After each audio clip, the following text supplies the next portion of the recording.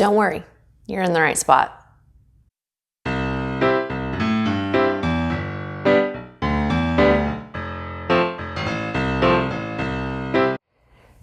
Hey everyone, I'm glad it's time for us to hang out again. Today is Thursday, April 29th, 2021, and this is whatever episode it is. I don't remember. It doesn't matter. Let me explain this because it is the most obvious change that we see. I cut 2 pounds of hair off of my head. My hair is pretty thick, and I like it long, but once it gets to a certain length, it becomes too heavy and it causes head and neck aches and pains. I was kind of debating how much do I want to cut off. I could go either way. I could either just take off a little bit, kind of bring up the length just a little, or really I haven't chopped off all my hair in a really long time. I think the last time my hair was this length was about 5 years ago. 6 years ago, right before we had our first daughter. So since then, my hair has been long and blonde.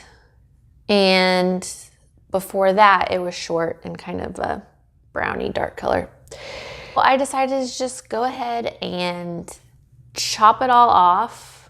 And honestly, it feels like on a physical level, as far as like my body, it feels really good to have that heaviness gone. So when I talk about my FOs, if I complete something that week, then I go ahead and I film the FO section. So you're going to see with each FO section, my hair changes. So the first week, my hair is still long, but it's up in a ponytail on top of my head. Then I decide to cut it off, and it's a little bit longer than this. And then the third week, I decided, no, I think I want it a little bit shorter. So then I cut it to this length. And then I decided I kind of wanted to change the color up a little bit. So now this is like its own little dilemma that went awry. Let me interject really quick that I have cut and colored my own hair for about 8 or 9 years. So what I was wanting to do was to just knock the blonde back a little bit. I just wanted it to be more of my natural color. This is not natural. My children's hair is my natural color, so kind of like a dark, dirty blonde. This is not dark, dirty blonde. So the information that I was reading said you need to fill, if you've gone really light, which on the top and in the front, I had gone really light. It said, you'll want to fill the hair with the pigment you've stripped out of it. And part of that is you have to put a little bit of red back in. And I was like, okay, so I got red. So then it looked not like a really light copper. It was red. And I thought, well, let me put the dark blonde over it and see what happens. Then it just looked like I had dirty red hair. Okay, this is not what I wanted.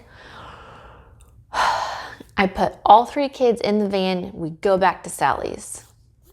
So what I had to do is I had to get color remover. I didn't want to use lightener because my hair is already compromised from going blonde. If I put any more bleach back into my hair, it's going to disintegrate, which part of it already had when it was long, which is another reason why I decided to chop it off, because the really blonde parts up at the top, the last time that I touched up my highlights, I overprocessed my hair and it just snapped. Like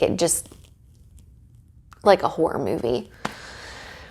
So I wanted to avoid lightener at all costs. So I got color remover. So this is a chemical that holds on to the color or the pigment that you've put in your hair and takes pigment out of your hair without as much damage as lightener. Everything that you do to your hair damages your hair. It's just that this is a little less damaging than lightener.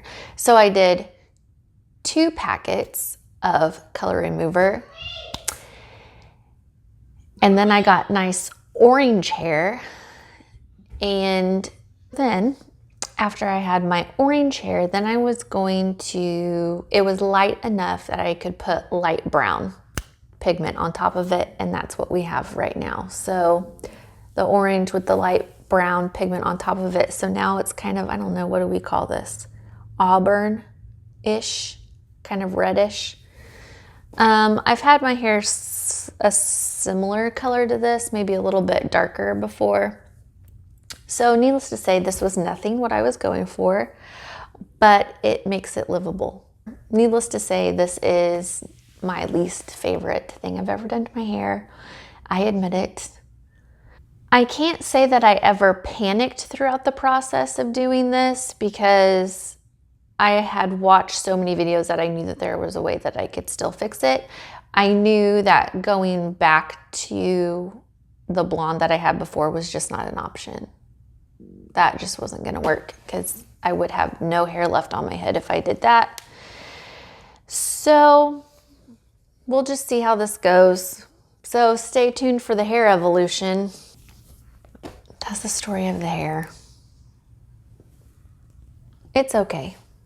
It's not my favorite. Anyway, let's go into FOs. For the first full week of April, I'm kind of going to do like a try-on session with you because everything that I have finished is something I can wear.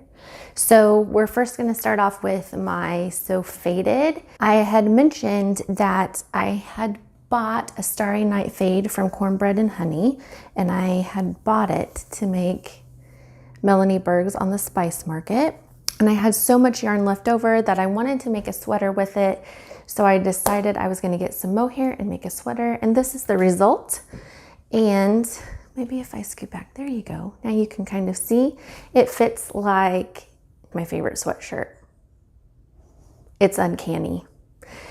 Andrea Mowry's original pattern is really fitted, and I don't want anything fitted around my torso. It's just uncomfortable and it makes me feel like restricted, even though I wouldn't be. I wanted something just a little more loose and easy.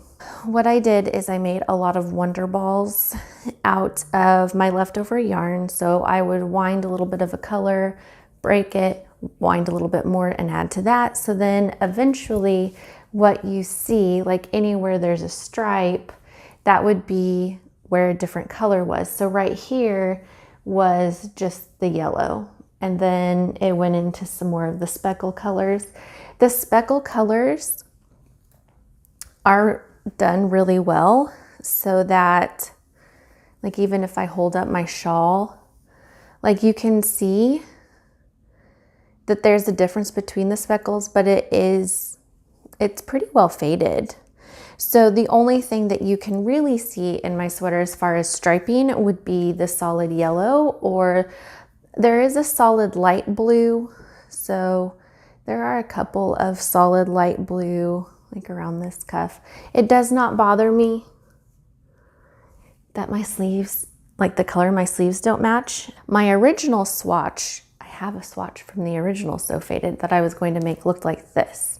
So here I practiced fading it the way that Andrea recommends in the pattern, but I just didn't want to. I don't know how else to describe the fact that I just didn't want to. So, and this is using a size 4 needle, which is what I used on the entire sweater. So I still use the recommended needle, and I think my gauge per inch, I had 1 less stitch per inch, and I moved up 1 size so then I could have some extra room. It was something weird, like my gauge and Andrea's gauge were eerily similar in that respect. When it comes to her patterns, I normally never get gauged. So I have just resigned myself to whenever I knit, I just knit for the fabric that I like and then go from there. I do think I like a slightly denser, tidier gauge. Like in my Blue Christmas, the fingering weight version, I knit that on US 3s for the main body, and I just like it still has drape, it's still comfortable to wear. The stitches are a little bit smaller, so they're just a little bit tidier.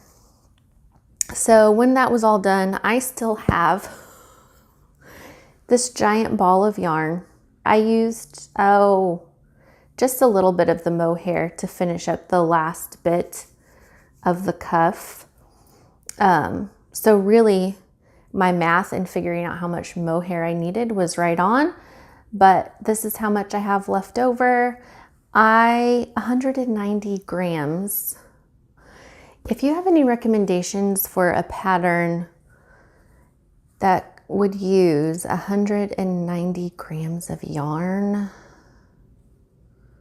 fingering weight, I might go into Ravelry and do like a search, but clearly this is more than enough that I can do something with it. 190 grams is almost 2 full skeins of fingering. So I could do another shawl, which I might do, like just do a really simple scrappy shawl. Like I could just use this same shape and I could start making it just how Melanie has it in her pattern, but instead of doing the stars and everything, like literally just make it striped. I think that might be what I end up doing. I don't know when that's going to get done. Because I made this in January of 2020 and I didn't make this until March 2021.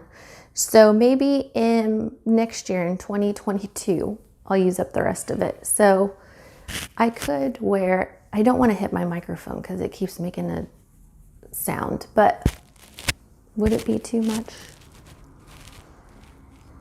I could just rock it like this. Isn't it interesting, or I find it interesting, that the shawl and the sweater are made from the same yarn. The only difference is the mohair, and what a difference that mohair makes.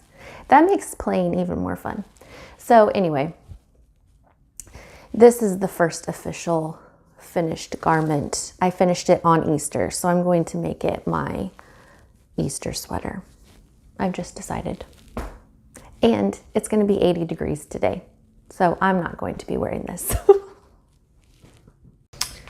When it comes to sewing for the first week, I did attempt my first shirt pattern. This is the Ashton shirt by Helen's Closet.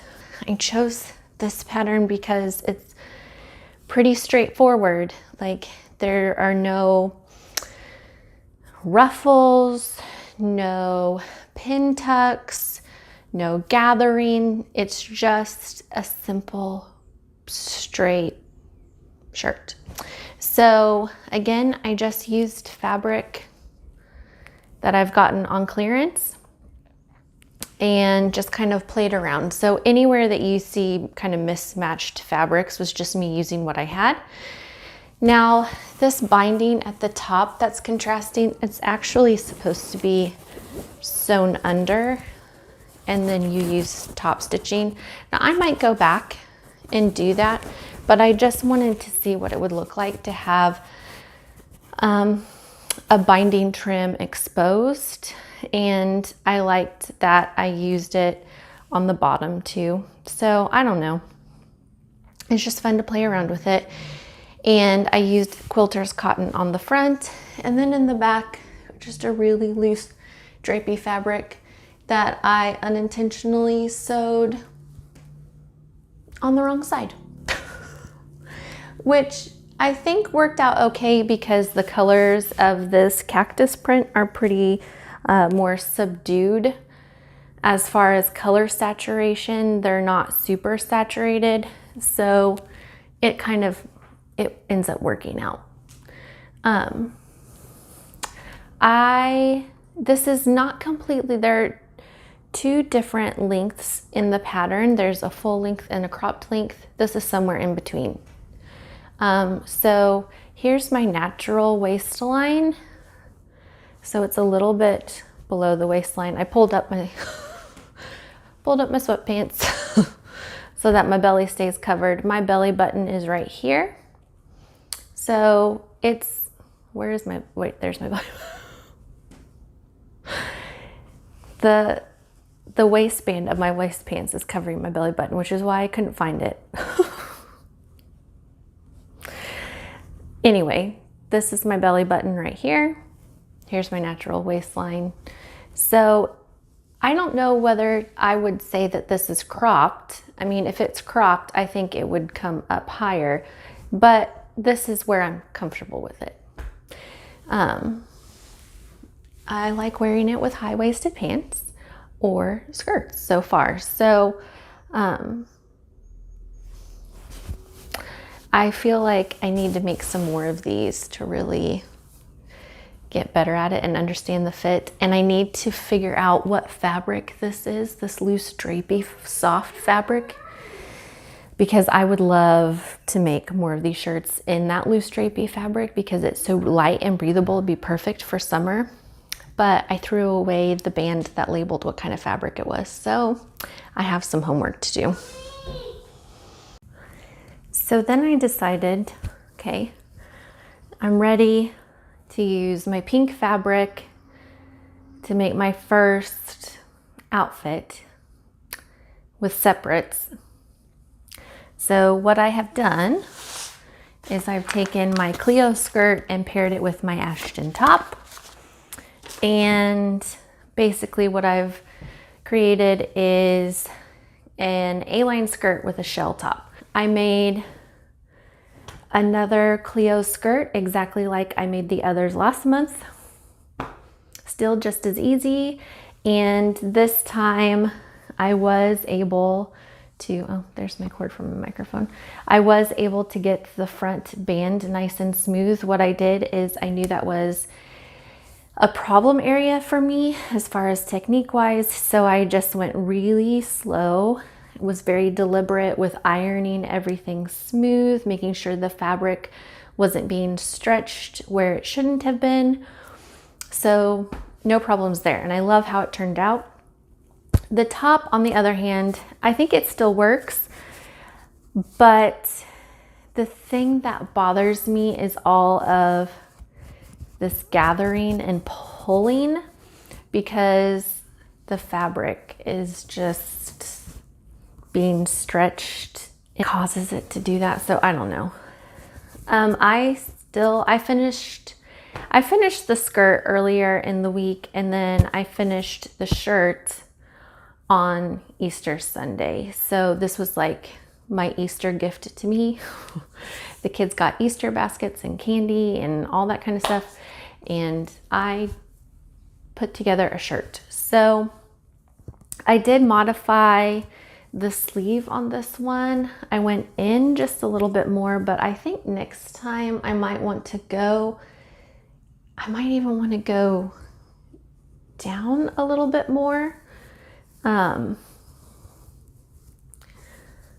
I think if I could have a little bit more room here, I wouldn't feel it pull quite so much. So I don't know. It's only the second one I've made. I think it came out okay. There's the back. Nothing really life-changing. But I know that there's also an expansion pack for this pattern for sleeves, and you can add different kinds of sleeves. So I told myself I'm not allowed to go anywhere near that until I get this figured out and get it comfortable. I do have darts going. Somebody had asked if this is something that could be worn backwards, especially with my mock-up, because I had different fabrics, and I was like, well, I tried it, but the darts look funny in the back. So you kind of just, I want to make this in a drapier fabric. That's my next thing. Oh. I want to say hi. Okay, show them. Hi. Here. Hi. Oh, beautiful. I know. I like your sweater. Oh, thanks. You're beautiful. Okay, so the second full week of April is now at a close, and we're going to start with this finished object that I'm wearing. I'm calling this the dish tee because it's made from Yarn Bee Wrapology Hues. This is in the colorway April Bouquet. It is 90% cotton, 10% polyester. I bought 2 skeins. This is how much I have left of the second skein. It's approximately 138 grams. So I have a t-shirt, and I could make one for one of my daughters, or I could make some dishcloths or dish towels, because I feel like if it's cotton, I don't know if the polyester kind of messes anything up in there, but I'm down for it. So I kind of just made this up on a whim. The bottom hem is just a garter stitch. It has a split seam only on one side. I could do the entire hem just knitting back and forth, back and forth, back and forth. I did do an I-cord at the corners. And then on the side, I don't know what kind of a cable you would call it, but it's 6 stitches, and I just slid them on my needle. And then I rotated my needle 180 degrees clockwise and then knit them off. So I'm sure there's a technical term for that. I don't know what that is, but that is on this side. Then I just knit in the round, knit up. I had some garter up here at the corner. I wanted the sleeves a little bit wider. I didn't want it super close to my skin. I wanted it to be roomy. So I gave myself about an extra inch. When I split for sleeves, I knit for about an extra inch. So I have the exposed 3 needle bind off at the sleeves, which you can't, or at the top. And I guess it is noticeable or whatever, but it made sense to do that since I did the garter. Rolled a neckline, since that's kind of, I'm really partial to it right now. And then for the sleeves, I knit 4 inches, and then I did an I-cord bind off, so then it could give me a rolled hem look without actually rolling. And then I just steamed and laid it flat. So I didn't actually wash it, but it has been steamed within an inch of its life. Just so that it would lay nicely. This is a pattern I would be interested in writing up, but there are a few things that I kind of want to experiment with when I re-knit this. I know that I could pull this out and use the same yarn and knit it again, but there's nothing wrong with this one. And so I'm also a visual learner, so having this finished piece is really good for me to look at and compare for what I need to make changes with. So I'm going to be doing this again just out of my own curiosity to see if what I have in my head, the ideas I have in my head, see if they work, if I'm completely wrong, what misconceptions do I have. So kind of a bit of a science experiment. And what I'm going to do is I'm going to use the same line of yarn, the same weight of yarn, same fiber. It's the exact same yarn. I did just pick a different colorway so that I could kind of keep my interest with it, but it's the same kind of yarn. This time it's going to be in the colorway Sunday Denim. So this is April Bouquet, and this is Sunday Denim. Here, let me take this off.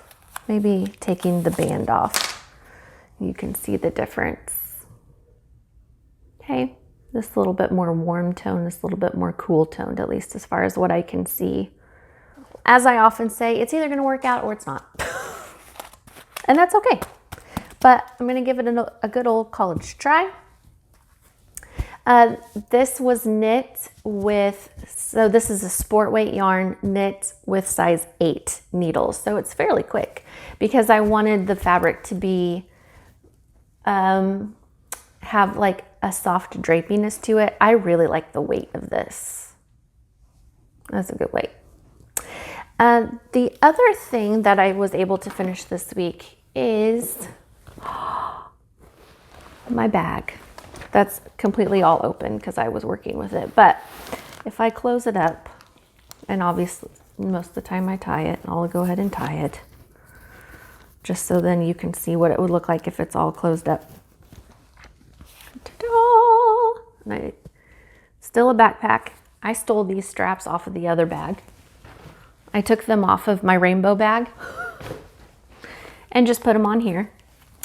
I have my pocket in the front, and inside is, I have, it's kind of hard to show a pocket, but I have a pouch in here that has 4 slots, something to write with, or a crochet hook, or an extra needle, or anything like that. And then there is a little pouch here for scissors too. And I ordered my little stork scissors. And I'll be honest, I got them off Amazon, and you know what? They're really nice. There's that. And then the pocket's big enough that I have room that like I can throw in, like I have some headphones, and I could throw in something else. It's a pretty roomy pocket. For my zipper pull, I made a tassel out of leftover yarn I had from my half and half triangles wrap, made it into a tassel, figured out a way to cover up the pull with just the tassel. And then I've had this tag that says Adventure Awaits. This was actually on my purse for quite a while. I bought it because it reminded me of the movie Up, and Up kind of holds a special place in my heart as far as like our family and everything. So anyway, the straps are the same leather, and then I also bought a leather cord, a skinny leather cord. So then inside, the anatomy of my bag is kind of hard to show because I've got stuff in here. But there is, I did make a pocket for my pattern, and I can also fit my notebook inside, my small notebook. So there's plenty of room for that. And then if I rotate it this way, I did make, like if I wanted to put my keys on this little cuff, I can. It's connected to the bag on a D-ring, so I can just take this off if I need something and then attach it back to the D-ring. At this point, I just did it because I could. But I'm sure I'll find a good practical use for it somehow. I won't put stitch markers on it just because I already have a place for my stitch markers. And I don't, because I have small kids, I don't like the stitch markers being somewhere where they could try to get them off. That's just my own personal preference. I have, so there's that. If I rotate it this way, there's a pocket here that right now is empty that can hold my phone. It fits the dimensions of my phone perfectly. Then I have another pocket that fits my notions pouch and one that holds my glasses. And there's still room that I can put my needles. So this is my Knit Picks needle case. These are all the needles I own in this case. And except for there's one set that I have that's like a Chiagu red lace size US like 13 or 15. And I don't really do a whole bunch of chunky knits because it's hard on my hands and it takes the joy out of my knitting. So I just keep them in, I actually keep it in this Rubbermaid container where my sewing stuff is because I hardly ever use them.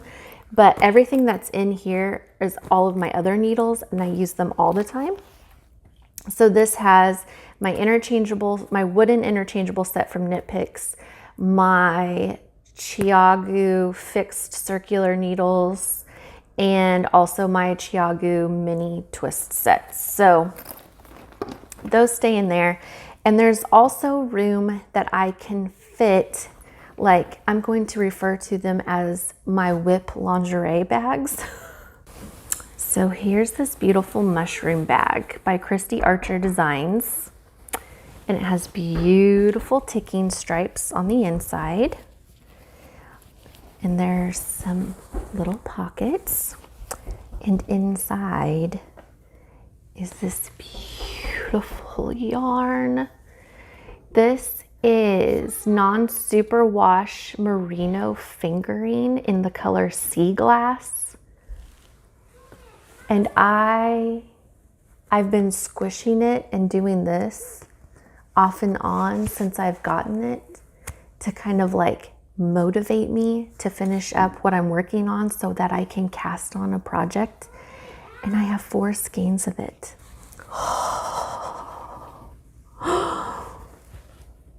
I love this color, and the way that this feels is amazing. And she also threw in, look how pretty those stitch markers are. They're so cute. So here's the deal. So Christy was incredibly kind and gracious to send me her mushroom bag, 4 skeins of yarn to make a fingering weight sweater and those stitch markers. And I have plans that I'm going to cast on the Weekender Light because I've had that pattern for a while. And since the colorway is in Sea Glass, I'm thinking of calling it like my Weekender at the beach. I'm excited for it. Oh my gosh, I'm so excited. And she sent the same for you. So in order to win this bag of perfection, what I want you to do is to leave a comment down below telling me what is something you're looking forward to for the summer. So what you need to know is inside this immaculately packaged bag is the same thing that she gifted to me. You get a mushroom bag and you get 4 skeins of Sea Glass and non-superwash fingering. This blows my mind. The generosity and thoughtfulness of this. So, like I said, leave a comment down below. What is something you're looking forward to for this summer? And that will enter you in to win this prize. That's it. That's all you have to do. And Christy also has a podcast. This is a side note. She has a podcast that I've really, really enjoyed. She makes all kinds of things. She does knitting, she does sewing, she talks about things that she's working on around her house, she does embroidery, and she does a fantastic job. She has impeccable style. She released her first sweater pattern, Party of 8, which is beautiful.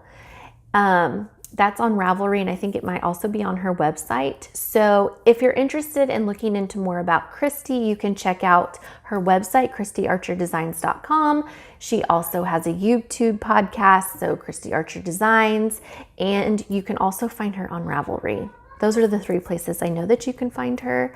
Her colorways for her yarn, if I remember correctly, they're mostly all solids. And so when I get ready to cast on that Weekender, what I really like and that I learned from her podcast is whenever she's using her yarn, instead of doing helical knitting the entire time, she just kind of waits until she realized, whenever your cake of yarn starts getting kind of small, and oh, I'm going to have to be switching color, or I'm going to have to be adding on a new ball soon, is you just start kind of doing the helical knitting near the end of the cake. So then it kind of fades it out, okay? And she says it's worked out great. So I'm excited to try that because I don't have anything against helical knitting, but the less amount of yarn I have to handle, the easier it is for me for right now with just all the kids running around. And so I'm super excited about all of that. So that's everything for the second week.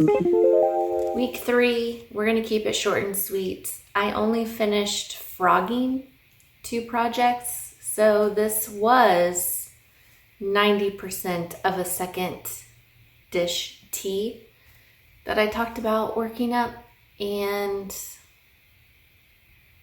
about 90.5% of the way through, I just decided this isn't right. This is wrong. This isn't good enough for what I had pictured in my mind.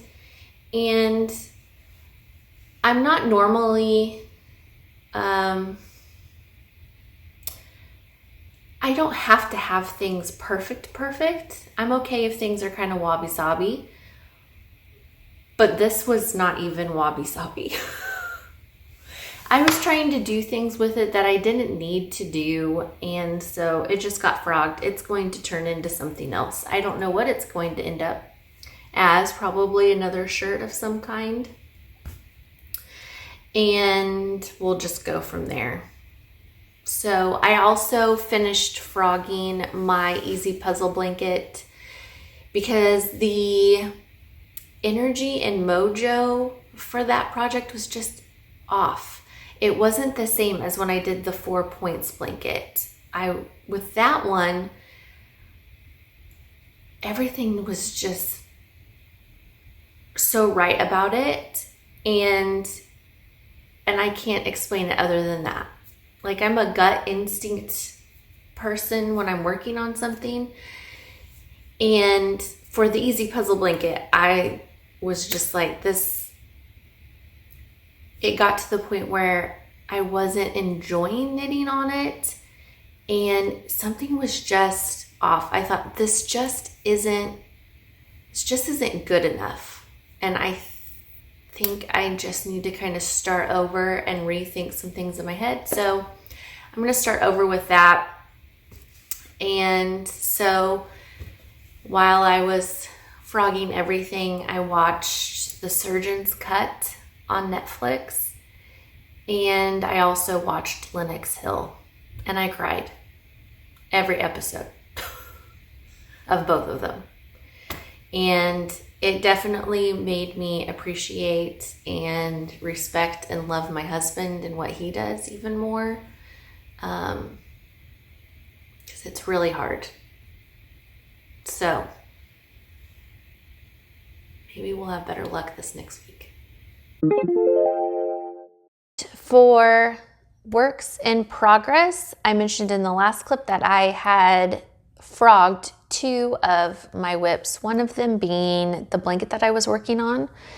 And after I frogged it, I went ahead and cast it back on. I want to make sure I give myself plenty of room here.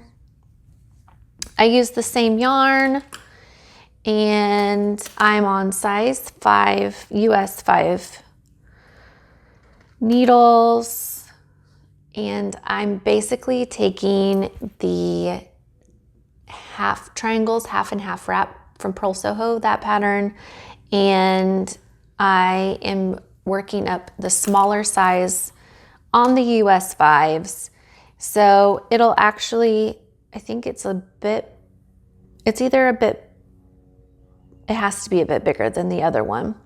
And I chose to go up to size 5 because the ball band for this yarn, which is Yarn Bee 44th Street. Ooh, see if I don't know if that's focusing. Well, let's pretend it is. It calls for US 5 on the ball band. And I realize that there are some yarn companies that don't care. They just kind of like, sure, put a needle number on there and call it good. But I decided, okay, I am just going to go for the 5. It's soft. I still really, really, really like it. And I'm making pretty decent progress. And I do now remember that I really do love this pattern. So there's that. There's not much too much progress on that. And then I still haven't worked on my Something in the Air. I'll probably end up going back to finish that. Something I did cast on using I wanted to use up some of my leftover yarn. So I am working on using my Color Idol by Yarn Bee in Neon Watermelon and Magenta. I marled these two yarns to make mittens for my daughter in the winter time, and I decided to go ahead and work on a sweater for her. And now there is a part of me that's kind of, I'm not going to say freaking out. I want to say aware that I'm probably going to have to buy more yarn because I don't know that I'm going to have enough to finish her sweater. This is what I have done so far. This is Andrea Mowry's Velocore top, obviously modified so that it would fit my daughter. I have split for sleeves, so I'm working on the front panel, and I just have to do the front panel, the back panel, and then just armbands. I haven't read the pattern all the way through. I'm assuming that I will work the front and the back. I'll work the ribbing while I'm still working on the front and back, put stitches on hold, and then 3 needle bind off, and then there's the neck done. All I have to do is pick up stitches and knit a few rounds for the sleeves, and that's basically done. Look how low I am on this watermelon color. So the ribbing of the sleeves might have to be done in the magenta, maybe. I chose to use this yarn to make her a sweater because if I made this for myself, I undoubtedly would have had to buy more yarn, and I didn't want to buy more yarn. I wanted to use the yarn I already have to make room for the yarn that I would eventually like to purchase. We'll just see how it goes. Who knows where I'll go with that. So those are the only 2 whips I'm working on. I've kind of slowed down a little bit, not because I was burnt out or disinterested, just because it just felt right. The yarns and things that I like to work with are a finer weight, and so those take a little bit longer, and just really trying to focus on tuning into the spirit of the project, if that makes sense. Not trying to think, oh, I have to get this done. Kind of more or less like, I want to work on this because of the person that I'm thinking of while I'm working on it, or kind of, I guess, focusing more on the process of it. What am I learning as I'm doing this? Either like listening to books while I'm working or watching a documentary. And I've watched quite a bit of documentaries lately. On Netflix, I watched the Studio 54 documentary. That was wild. I think I got a hangover just from watching it. That was crazy. That is not my idea of a good time, but I do think that's why I like documentaries. I can kind of peek into a world that is not my own and see what stories there are and just kind of enjoy it for what it is. And then last night, I just finished watching a documentary about Bob Dylan. I don't listen to Bob Dylan. I don't know much about Bob Dylan at all. And I don't particularly care for folk music in general. But it was really interesting to hear his story and how it pertained to history and all of that kind of stuff. I watched a documentary about Johnny Cash, which I do like Johnny Cash. And I don't know, if it's a documentary or a docuseries, I'm normally game for that. And then I have started to try to listen to Anne of Green Gables through an audiobook from my library to try to get my reading mojo back. I thought I got it back and then it went away. So I'm trying to jumpstart it again with a book that is like my all-time favorite. But I don't know. Everything's so like up in the air. Something that I wanted to share because I am excited about are my blue light filter glasses that I have gotten. A lot of times I'll have the computer or my phone playing a movie or something on Netflix, or have YouTube playing in the background, so it's more something that I can listen to while I'm working on other stuff, or if I'm knitting, have something to listen to. But there are still times when I have to be in front of the computer, and so I was able to get some blue light filter glasses. So these are the ones I picked up from Target. They're the Wild Fable brand, and I think these are cute, and I like the acrylic frames, but I don't feel like I'm someone that can really pull them off. But I like this frame shape. And so since I just need it for in front of the computer screen to filter out some blue light, I was like totally fine with it. And then, they were only, these were $10 or $15, somewhere in there. So not too bad. And then I was like, I really want a pair of red frame glasses. Not like Sally Jesse Raphael. So when I was a kid growing up, there was a show called Life Goes On. And there was Corky, and then there was the sister, and I always thought she was so gorgeous, and she had red frame glasses. So when I put these on, that's what I'm thinking. Like, I'm her. I'm her. Hey. Then if I have on one pair, our youngest, I give her this pair, so then she can put these on. And these weren't very expensive either. These are, I believe it's Cyaxis. I don't know. Here's the brand. And it came with a little cleaning cloth, and it came with a blue light and a piece of paper, like a little testing kit, so you could see how much blue light was getting through in your glasses. So I really like these. So if working on a computer screen is giving you some headaches, or it's just gets uncomfortable, but you need to look at the screen for work or for school, or you get sucked into something, get some blue light filter glasses. The Target ones, there is a noticeable difference.